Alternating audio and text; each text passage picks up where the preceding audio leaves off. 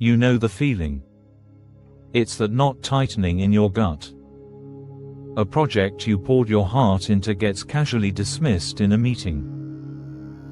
You're stuck in bumper-to-bumper traffic, literally going nowhere, as precious minutes of your life tick by.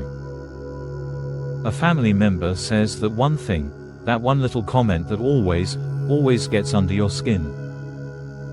These aren't life-shattering tragedies. They're the death of 1,000 cuts. They are the small, daily frustrations that shred your patience, drain your energy, and just steal your peace of mind.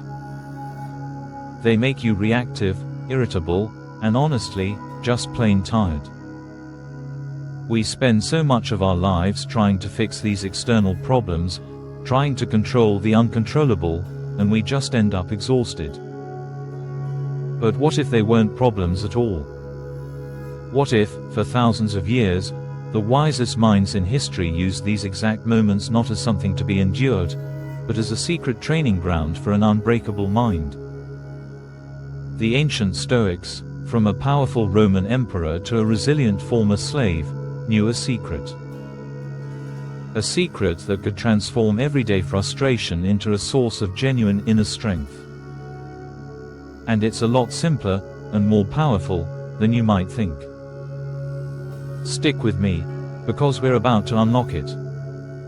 Now, before we get to the practical secrets, we need to make a fundamental shift in how we see the world. The core idea of Stoicism isn't about becoming a robot or burying your feelings.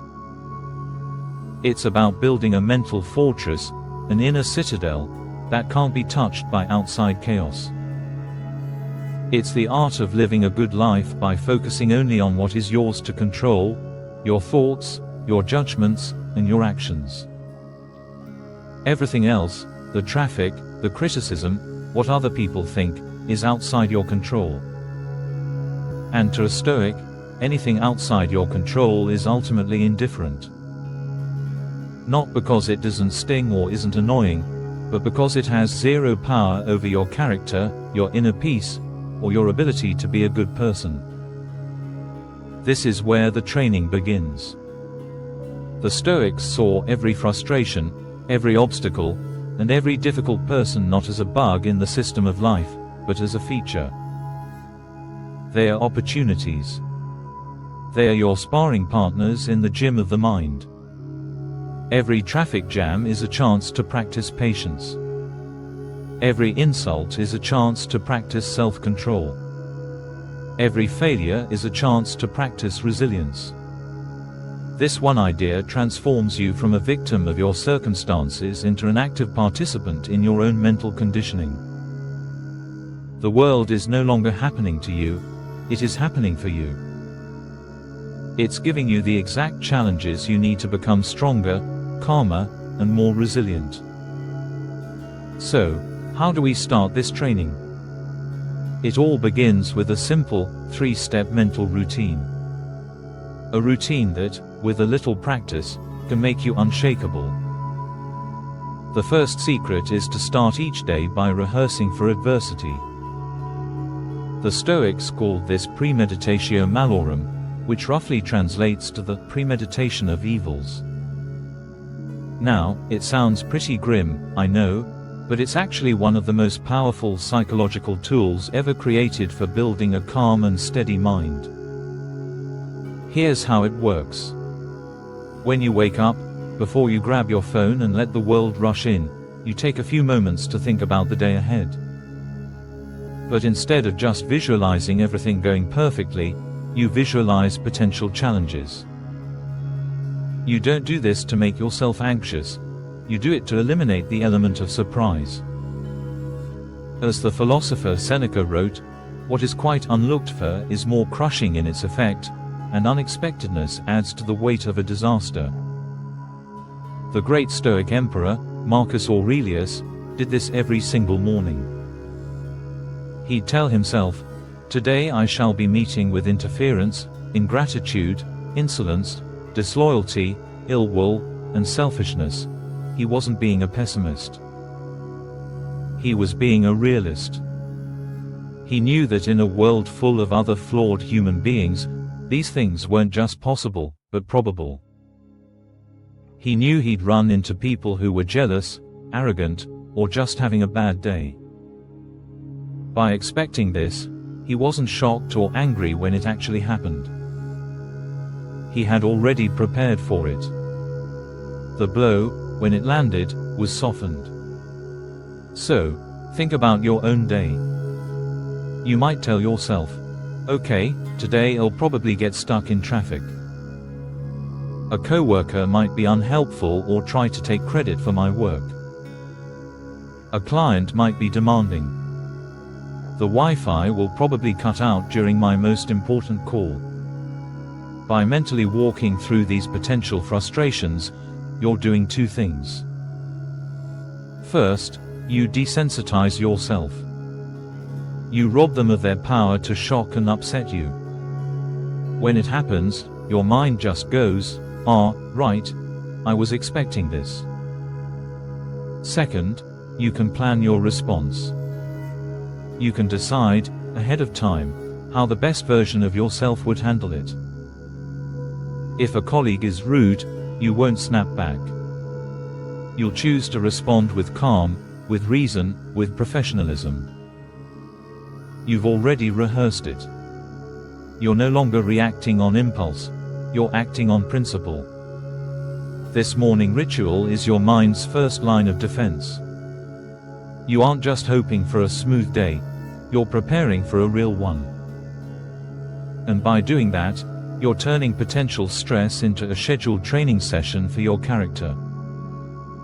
The second secret is the cornerstone of Stoic practice and maybe the most transformative psychological skill you can ever learn. It was summed up perfectly by the philosopher Epictetus, who said, "It's not things that upset us, but our opinion about things." This idea is so powerful because it hands the keys to your emotional state right back to you. Nothing external, no person, no event, no circumstance, can make you angry, anxious, or frustrated. The world, in itself, is neutral. A traffic jam is just cars on a road. A critical comment is just sound waves in the air. These are just facts. The suffering, the frustration, the drama, that's all something we add. It's a second layer, a story we tell ourselves, a judgment we create in our own minds. For instance, the event is, someone just cut me off in traffic, that's the objective fact. The opinion is, that disrespectful jerk. They have no regard for anyone. This is infuriating, and now my whole morning is ruined. See the difference? The event was over in a second. But the opinion can poison your mood for hours.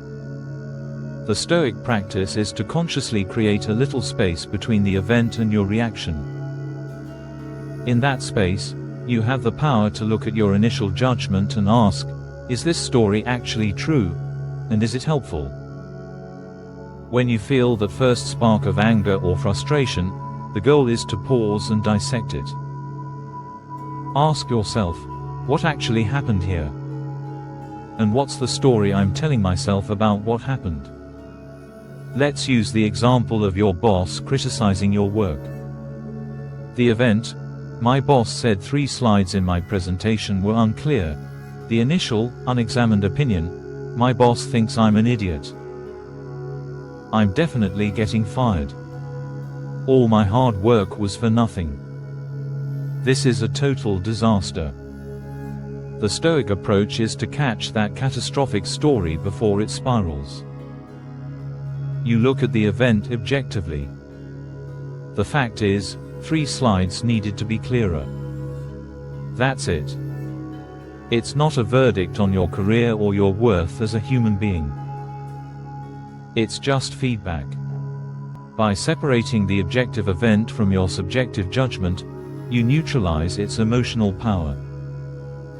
This doesn't mean you become a doormat. You still fix the slides. You still talk to your boss. You still improve your work.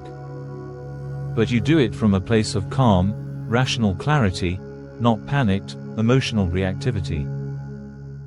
You're responding to the situation, not to the scary story you told yourself about it. Mastering this one secret gives you an unbelievable sense of freedom. You realize that most of what we call suffering is self-imposed.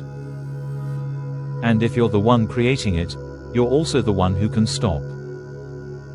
If this idea of taking back control of your inner world is clicking with you, do me a favor and hit the like button. It really helps the channel find more people who might need to hear this. Once you've prepared for your day and you've learned to separate events from your opinions, you arrive at the final and most empowering secret, the freedom to choose your response. This is where all the training pays off. This is how you forge an unbreakable mind. Stoicism teaches that while you cannot control what happens to you, you always, without exception, control how you respond. This power of choice is your ultimate freedom, and no one can ever take it away from you.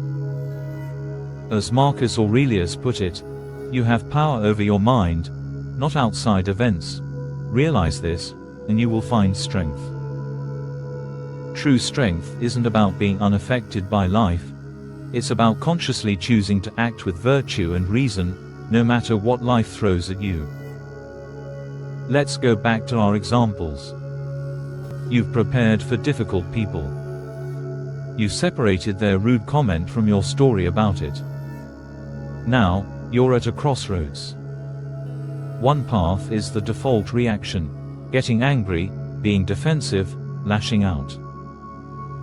That path puts the other person in the driver's seat of your emotions.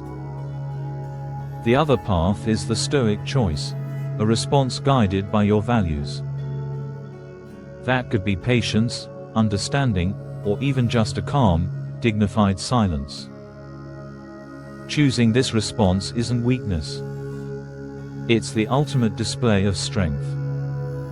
It says, your actions do not have the power to define my character. I will not be dragged down to your level. I will decide who I'm going to be in this moment. This applies to every frustration, big or small. Stuck in traffic. You can choose to be miserable, or you can choose to use that time. Listen to a podcast or an audiobook. Practice some deep breathing. Mentally rehearse a conversation you need to have. Or just practice being present, accepting the moment for what it is. Did a project fail? You can choose to see it as a catastrophe, or you can choose to see it as a lesson. What can I learn from this? How can we make the process better next time? The obstacle itself becomes the instruction manual. This is the core of building an unbreakable mind. It's a mind that isn't brittle, but flexible. It bends without breaking. It absorbs shocks without shattering. It understands that every external event is just raw material, and your chosen response is the tool you use to shape that material into a stronger character. It takes practice. Of course it does. Your emotional habits have been running on autopilot for years. At first, you'll mess up. You'll get angry. You'll get frustrated. The key is to reflect on it later. As Seneca advised, review your day each evening. Where did I act on impulse? Where did I successfully pause and choose my response? What can I do better tomorrow? This daily practice, prepare, separate, choose, is the simple workout that builds incredible mental muscle. It turns the chaos of daily life into a perfectly designed training program for your soul. For 2,000 years, these principles have given ordinary people extraordinary resilience. The secret of the Stoics isn't some mystical, unattainable wisdom. It's a practical, daily discipline.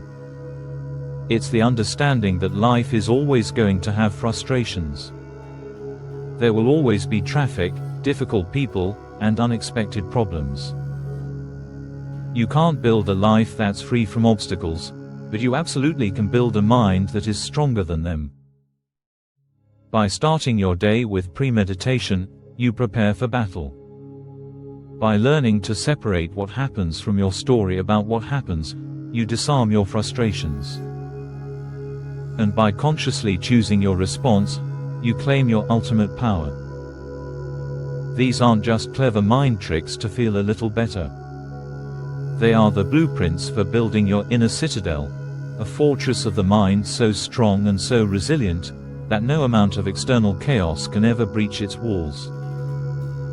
The daily annoyances of life are no longer your enemies. They are your training partners.